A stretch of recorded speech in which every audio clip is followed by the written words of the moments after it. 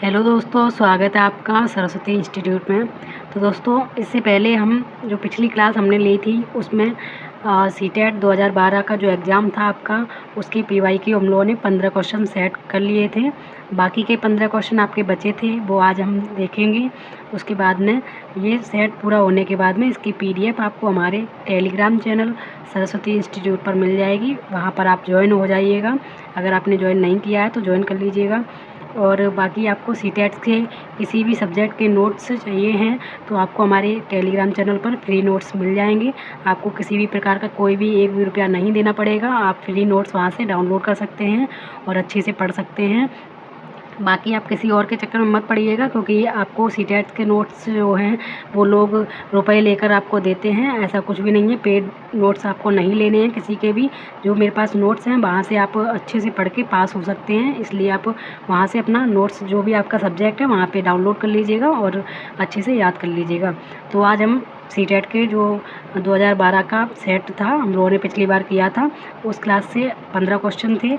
आज 15 क्वेश्चन बचे हैं, वो कर लेते हैं। इसके बाद में आपका नेक्स्ट 2013 का सेट है वो कंप्लीट करेंगे। ऐसे ही बाकी के सारे पीवाईक्यू सेट कंप्लीट करते जाएंगे और सब्जेक्ट वाइज हम एक एक करके सारे पीवाईक्यू कंप्लीट कर लेंगे। ऐसे ही आपकी सीटेट की तैयारी जो है अच्छे से हो जाएगी। तो स्टार्ट कर लेते हैं। आज का हमारा क्वेश्चन नंबर 16 है।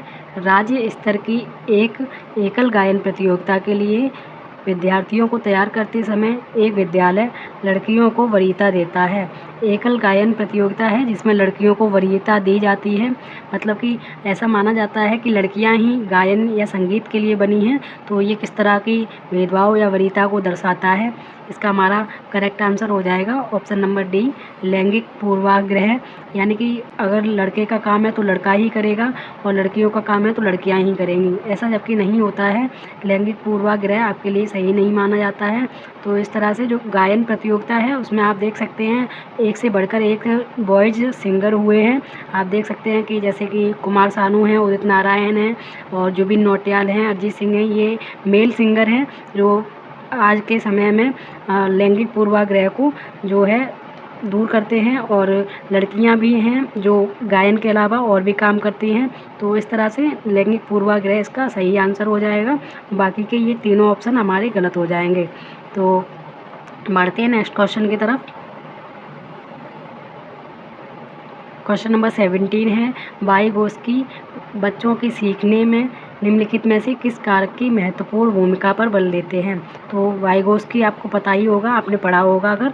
तो जो वाइगोस्की हैं उन्होंने सामाजिक सिद्धांत पर सबसे ज़्यादा बल दिया है। और इसका जो करेक्ट आंसर हमारा हो जाएगा वो हो जाएगा ऑप्शन नंबर डी। जो वाइगोस्की का सामाजिक सांस्कृतिक सिद्धांत है, आपको याद रखना है, वाइगोस्की का जो सामाजिक सांस्कृतिक सिद्धांत है, आपको कहीं भी ऑप्शन में सामाजिक और सांस्कृतिक दिख जाए और वाइगोस्की से संबंधित कोई भी क्वेश्चन आपसे पूछा गया हो तो आपको सामाजिक और सांस्कृतिक पर ही टिक करना है। तो इस तरह से जो वाइगोस्की थी, इनके अनुसार संज्ञानात्मक विकास की व्याख्या उसके सामाजिक सांस्कृतिक परिवेश के परिप्रेक्ष्य में करनी चाहिए।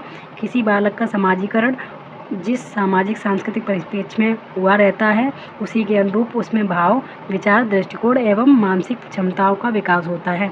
तो जैसे कि मैंने आपको बताया, सामाजिक और सांस्कृतिक आपको जहाँ भी दिख जाए वहाँ पर वाइगोस्की आप आँख बंद करके आंसर लगा सकते हैं। और जो सामाजिक सांस्कृतिक परिवेश बच्चे को दिया जाता है उसी के अनुरूप बच्चे के भाव और विचार, दृष्टिकोण जो भी होता है उसी की तरह से उसका विकास होता है। तो इस तरह से हमारा जो करेक्ट आंसर हो जाएगा ऑप्शन नंबर डी हो जाएगा। क्वेश्चन नंबर 18 है। एक शिक्षिका अपने शिक्षार्थियों की विभिन्न अधिगम शैलियों को संतुष्ट करने के लिए वैविध्यपूर्ण कार्यों का उपयोग करती है, वह किससे प्रभावित है। तो एक जो शिक्षिका है वो अपने स्टूडेंट्स के पढ़ाने के लिए अनेकों प्रकार के कार्यों का उपयोग करती है, वह किस प्रक्रिया से प्रभावित है, ये हमसे पूछा गया है। तो आपने सुना होगा कि हार्वर्ड गार्डनर ने बहुबुद्धि का सिद्धांत दिया था। बहुबुद्धि का सिद्धांत का मतलब ये होता है प्रत्येक बालक अपनी अपनी क्षमता अनुसार सीखता है। प्रत्येक बालक में अलग अलग प्रकार की जो है बुद्धि होती है। और हार्वर्ड गार्डनर थे, इन्होंने कुल 8 प्रकार की बुद्धि बताई थी। और इन्होंने ही बताया था कि बुद्धि जो है वो 8 प्रकार की होती है और जो वैविध्य तरीके के कार्य हैं वो अनेक प्रकार की बुद्धियों के द्वारा किए जाते हैं। तो इस तरह से हमारा करेक्ट आंसर हो जाएगा हावर्ड गार्डनर के बहुबुद्धि सिद्धांत का पालन कर रही है। इसकी डिटेल्स देख लेते हैं। गार्डनर ने बहुबुद्धि सिद्धांत के अनुसार बुद्धि का स्वरूप एकांगी ना होकर बहुकारकी बताया है। ये मोस्ट इम्पोर्टेंट लाइन है, इसको याद रखिएगा। और जिस प्रकार शिक्षिका अपने शिक्षार्थियों को विभिन्न अधिगम शैलियों को संतुष्ट करने के लिए वैविध्यपूर्ण कार्यों का उपयोग करती है, उससे प्रतीत होता है कि वह बहुबुद्धि के सिद्धांत का पालन कर रही है। तो इस तरह से आप याद रखिएगा, मोस्ट इम्पोर्टेंट क्वेश्चन है। हावर्ड गार्डनर का बहुबुद्धि सिद्धांत हमसे हर बार एग्जाम में पूछा जाता है, तो उसको याद रखिएगा। क्वेश्चन नंबर 19 है, एक शिक्षिका अपने आप में कभी भी प्रश्नों के उत्तर नहीं देती है। वह अपने विद्यार्थियों को उत्तर देने के लिए समूह चर्चाएं और सहयोगात्मक अधिगम अपनाने के लिए प्रोत्साहित करती है। यह उपागम किस पर आधारित है? तो ये बहुत ही अच्छी बात है। कोई टीचर है अगर अपने स्टूडेंट्स को प्रेरित करता है कि वो उत्तर दें और समूह चर्चाएँ करें, सहयोगात्मक अधिगम का पालन करें, तो इस तरह से जो पॉजिटिव पॉइंट यहाँ से निकल कर आता है, यही निकल कर आता है कि जो शिक्षिका है वो पूरी तरह से ये चाहती है कि उसके बच्चे अपने आप से करके सीखें। स्वयं करके सीखेंगे तो बच्चे अच्छे से सीख पाएंगे, इसलिए शिक्षिका जो है, तो इसके जो ऑप्शन हैं वो दिए गए हैं, इनमें से हमारा ऑप्शन नंबर डी सही हो जाएगा। सक्रिय भागीदारता का पालन करती है। सबसे बेस्ट ऑप्शन हमारा ऑप्शन नंबर डी हो जाएगा। सक्रिय भागीदारता बच्चों की होगी तभी बच्चे ज़्यादा से ज़्यादा सीख पाएंगे और स्वयं करके सीखना सबसे ज़्यादा प्रबल माना जाता है। तो इस तरह से हमारा correct answer option number D हो जाएगा। क्वेश्चन नंबर 20 है, निम्नलिखित में से कौन सा शिक्षक से संबंधित अधिगम को प्रभावित करने वाला कारक है? तो शिक्षक से संबंधित अधिगम को प्रभावित करने वाला कारक कौन सा है?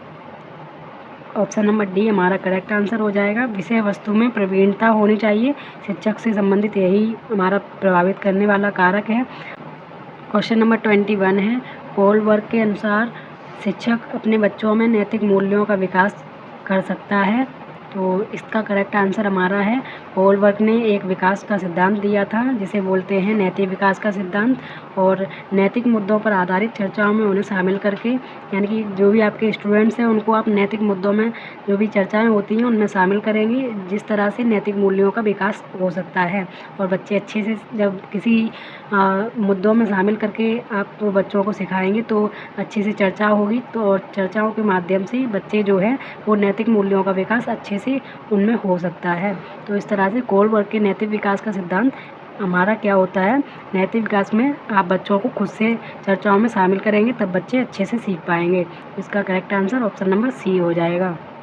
क्वेश्चन नंबर 22 है, छोटे शिक्षार्थियों को कक्षा कक्ष में समवयस्कों के साथ अंतःक्रिया करने के लिए प्रोत्साहित करना चाहिए।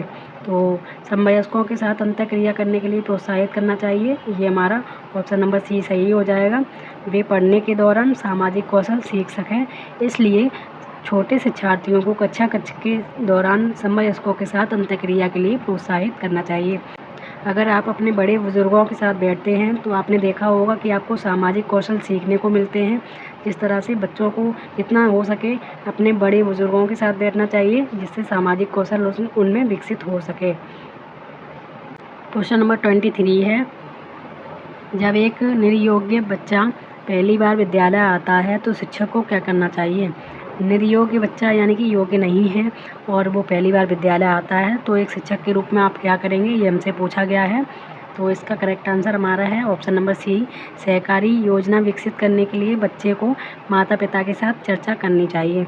आप सबसे पहले सहकारी योजना का जो है पालन करेंगे। सहकारी योजना में मतलब बच्चे को आप शामिल करेंगे, चाहे बच्चा निर्योग्य हो या योग्य हो, उसको आपको किसी भी प्रकार से भेदभाव नहीं करना है, उसको सेम प्रक्रियाओं में शामिल करना है। जैसे सामान्य बच्चों के साथ व्यवहार होता है वैसे ही उसके साथ भी आपको व्यवहार करना है और उसके माता पिता के साथ आपको चर्चा करनी है। तो ये हमारा correct answer option number C हो जाएगा। क्वेश्चन नंबर 24 है, पियाजे के संज्ञानात्मक विकास के चरणों के अनुसार इंद्रियगामक संवेदी अवस्था किसके साथ संबंधित है? तो संवेदी प्रेरक अवस्था आपकी 0 से 2 वर्ष होती है, ये हमने आपको बताया था। 0 से 2 वर्ष की अवस्था में बालक जो है संवेदीगामक अवस्था में होता है और ये पियाजे की पहली ही अवस्था होती है। इसमें बच्चा अपनी संवेदी क्रियाओं के द्वारा सीखता है। इसका हमारा करेक्ट आंसर हो जाएगा ऑप्शन नंबर ए।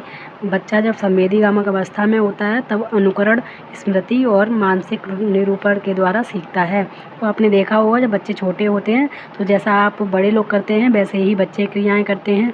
जैसे आप कोई काम कर रहे हैं तो आपने देखा होगा, जैसे बच्चे की मम्मी लिपस्टिक लगा रही हैं तो बच्चे भी लिपस्टिक लगाने लगते हैं, काजल लगाने लगते हैं।